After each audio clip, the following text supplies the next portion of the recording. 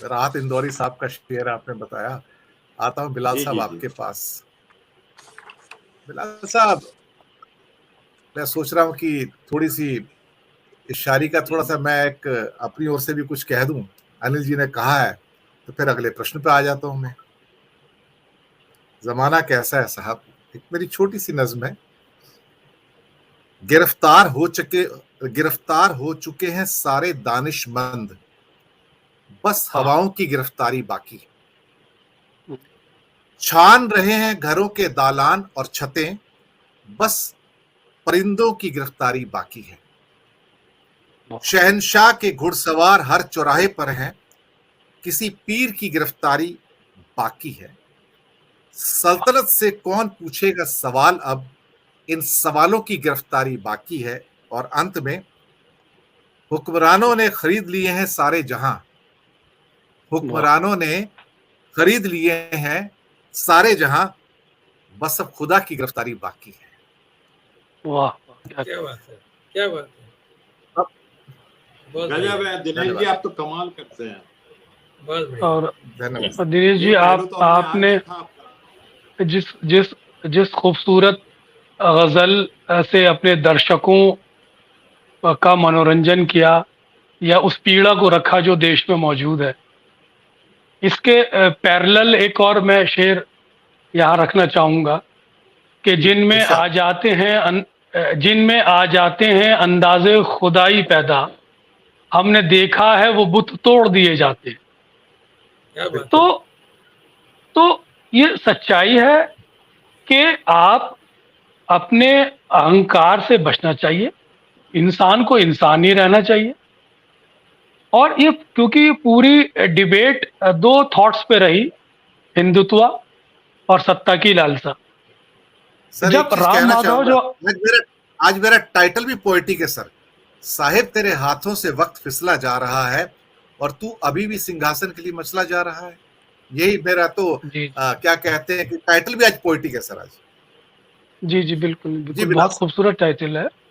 तो देखिए, जो आरएसएस के एक बहुत बड़े स्ट्रैटेजिस्ट राम माधव, जो झंडेवालान में बैठा करते थे, हमारी अक्सर उनसे मुलाकातें हुई और आरएसएस के प्रवक्ता भी हुआ करते थे। लेकिन जब वो general secretary incharge Jammu Kashmir के बनाए गए तो उन्होंने कोट अनकोट ये कहा था कि हमारे पास जब तक राष्ट्रवाद और हिंदुत्व कि ये दो बड़े मुद्दे हैं और साथ साथ हमारी जो स्ट्रैटेजी है, हम देश के अंदर किसी भी विपक्ष को ध्वस्त कर सकते हैं।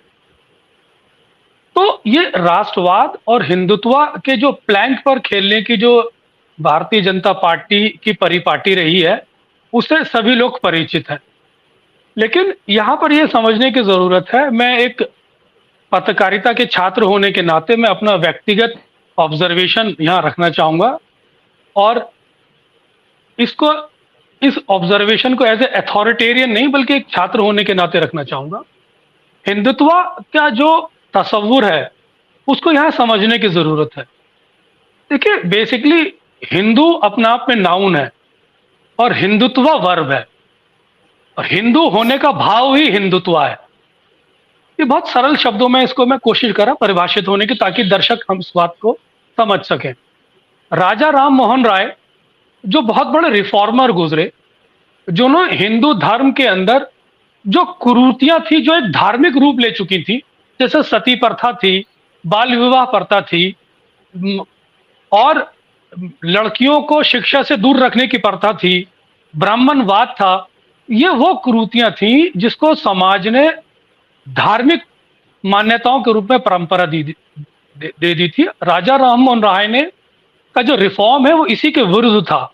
उन्होंने धर्म की इन कुरीतियों को धर्म से हटाया और इसीलिए वो रिफॉर्मर कहलाए और उन्होंने बताया कि धर्म वास्तविकता में ये है और ये धार्मिक कुरीतियां हैं जिन्हें आप धर्म समझ बैठे हैं।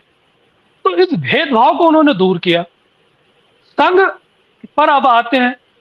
संघ की जो दृष्टिकोण है हिंदुत्व को लेकर वो नकारात्मक है और राजा राम मोहन राय का जो दृष्टिकोण था वो एक व्यापक था, वो एक उसका बहुत फलक था, उसमें सनातनी परंपरा थी, उसमें समावेशिता थी, उसमें सम्मिलितता थी, उसके अंदर सभी लोगों को साथ लेने का संकल्प था और एक व्यापक विचार था जो जो सही मायनों में हिंदू दर्शन का हमें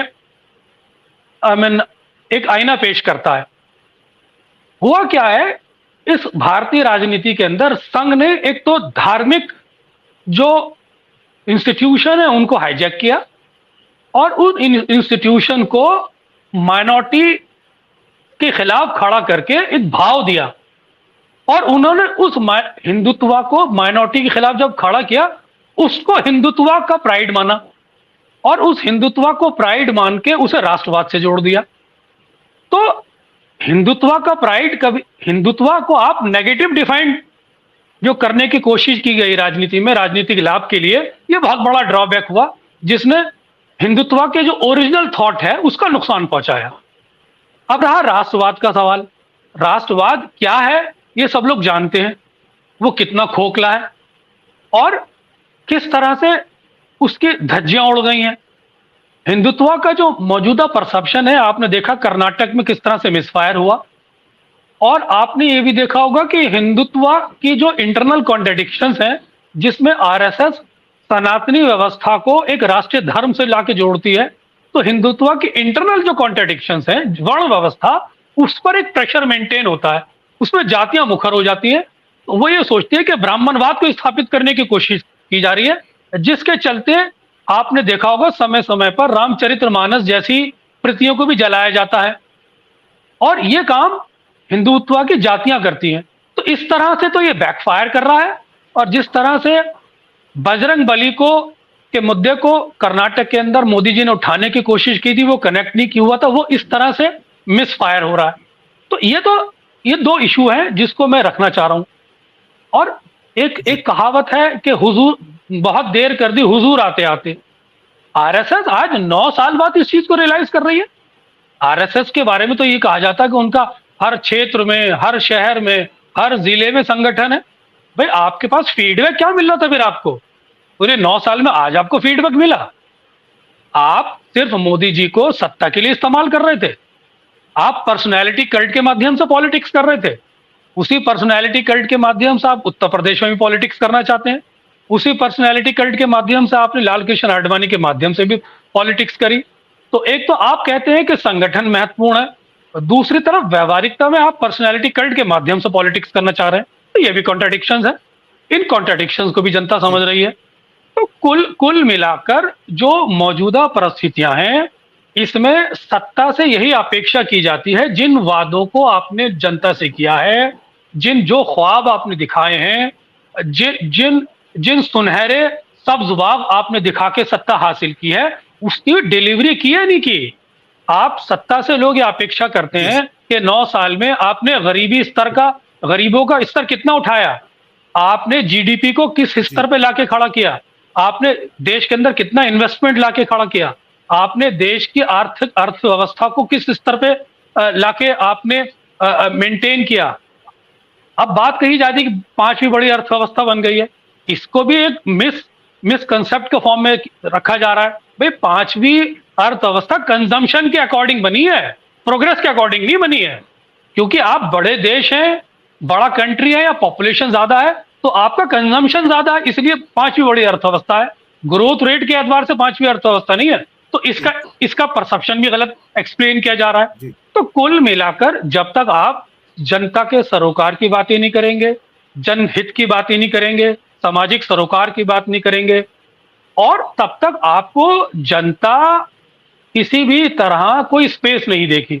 यूपीए 2 के अंदर नेशनल एडवाइजरी काउंसिल जो सोनिया गांधी ने बनाई थी, उसका एजेंडा यही होता था कि उसमें मंथन होता था कि आप जन सरोकार संबंधित नीतियों को बनाकर सरकार को सामने रखें।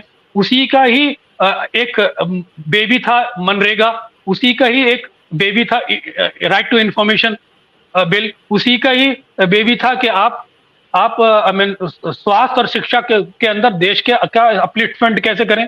डॉक्टर मनमोहन सिंह क्योंकि अर्थशास्त्री थे, उसको उसकी सेंसिटिविटी को समझते थे और उन्होंने सकारात्मकता को समझते, इसलिए उन्होंने इंप्लीमेंट करने की कोशिश की।